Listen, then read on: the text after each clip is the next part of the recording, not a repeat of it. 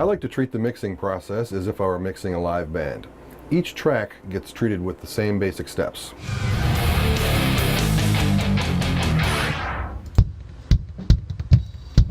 So there's your kick drum sound without anything on it. But you can hear a little bit of bleed from the other drums and cymbals and things. So let me loop a section and then we'll start adding the effects again.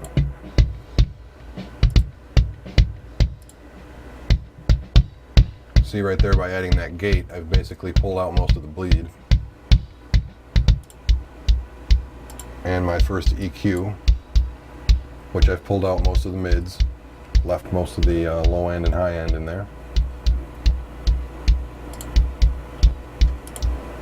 And I had a second EQ in there to further pull out some frequencies I didn't like. I raised that sensitivity to 24 dB, so the sliders are a lot more sensitive. And stick the compressor on it. And finally a second gate to pull out anything else that's still bleeding. So as you can hear, there's no bleed and it's a thumpy kick drum sound. So now we've got a decent kick drum sound by adding the gates and equalizers and compression. So we'll move on to the snare drum.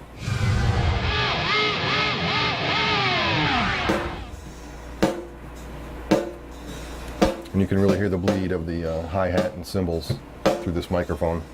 So we're going to try to get that out. First thing I'll do is add this basic 10-band EQ, pull down the lows.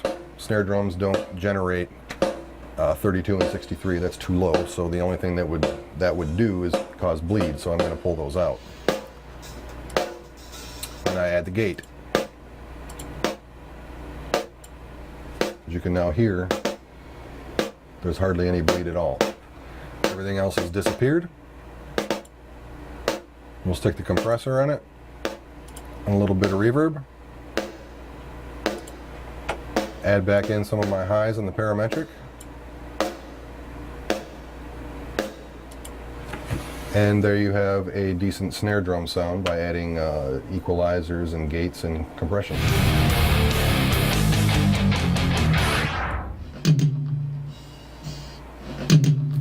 You can really hear the rest of that drum set bleeding through as that tom is hit. But it's definitely the prominent sound. So if we add the gate,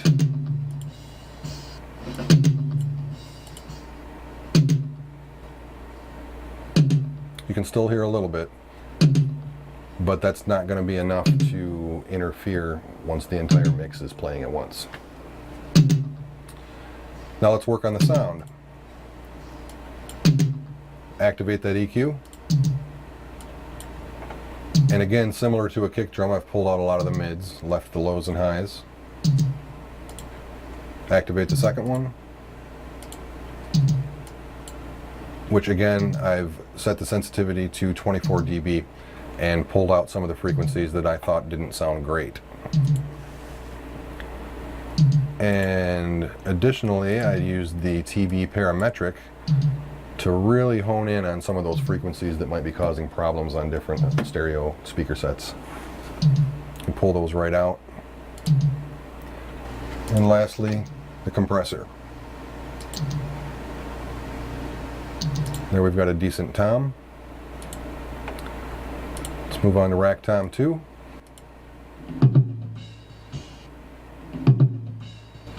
Again, you can hear the bleed, and you might notice on the track itself, on the object, I've created volume envelopes to pull out the track everywhere where there's no hit.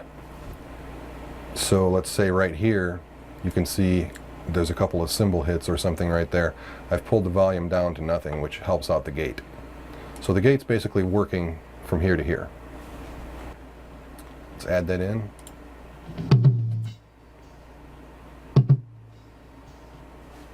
Gate doing a good job. Let's add that EQ. That pulls it way down. Add that parametric.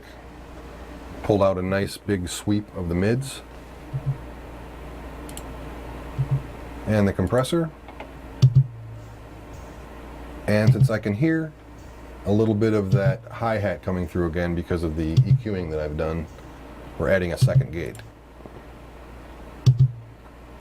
And then once we add back in the sub-mix track effects, got a decent sounding tom.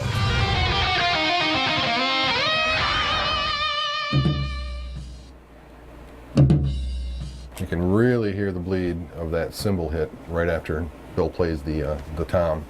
So let's see what we can do about that with the gate.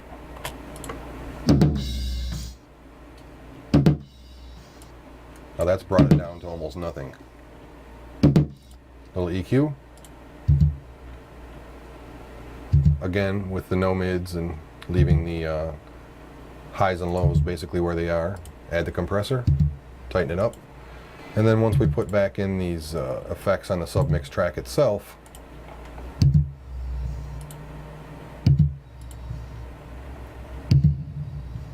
we've got a decent sounding tom with no bleed. Okay, let's move on to the last floor tom. You can hear that cymbal bleeding through. A little bit of snare in between each hit. So we will stick that gate on here. See if we can eliminate that.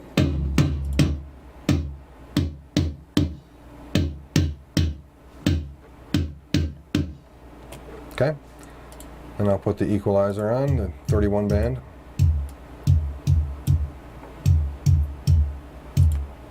Second one, to pull out some of the frequencies that I think don't need to be there, maybe causing issues. And with the parametric this time, I kind of rolled off the entire lows and the entire highs to pull out any flubbing of the speakers, too much low end, or cymbals bleeding through in the high end. And finally the compressor. And you can see this compressor working as the drum is hit. I like to have a very high ratio and a very low threshold on drums. And a little bit longer of a release so you can still hear the tone of the drum after the hit. And then we'll add the effects back into the submix track.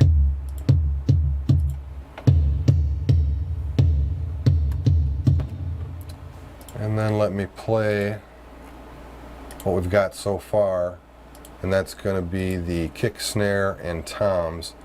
Give you an idea what this section sounds like.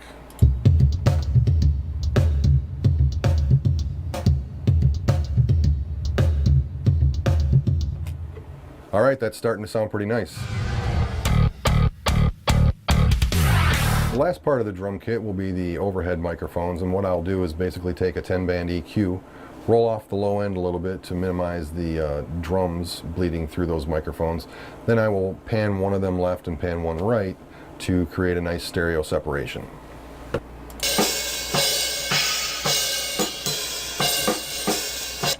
Alright, now watch what happens when I activate this equalizer.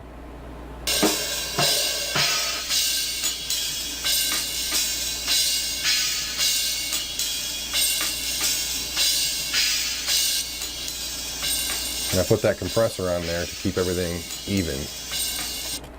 When you put up overheads, they may be closer to one cymbal than they are another, or the hi-hat sits lower, and when you use that compressor, it's going to try to even everything out, as if they were all the same distance from the microphone. So we'll add that second overhead, and as you can see, they are panned left and right, about 70% each.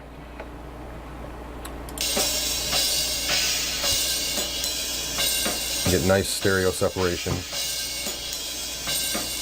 You can hear the hi-hat on one side, the ride cymbal on the other. The entire drum set